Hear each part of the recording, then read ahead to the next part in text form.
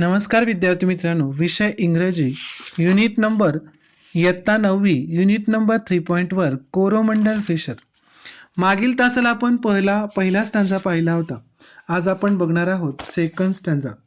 No longer delay, let us hasten away in the track of the seagulls call. The sea is our the mother, the cloud is our brother, the waves are our the comrades all. What though we toss at the fall of the sun where the hands of the sea god drives?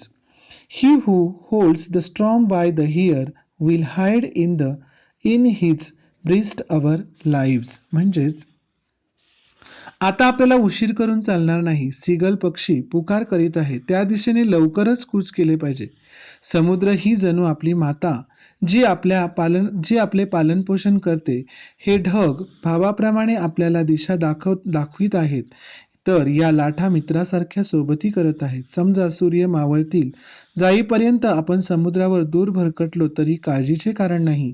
आपली समुद्र देवता वादळांनाही रोखू शकते, ती आपल्याला सुखरूप ठेवील.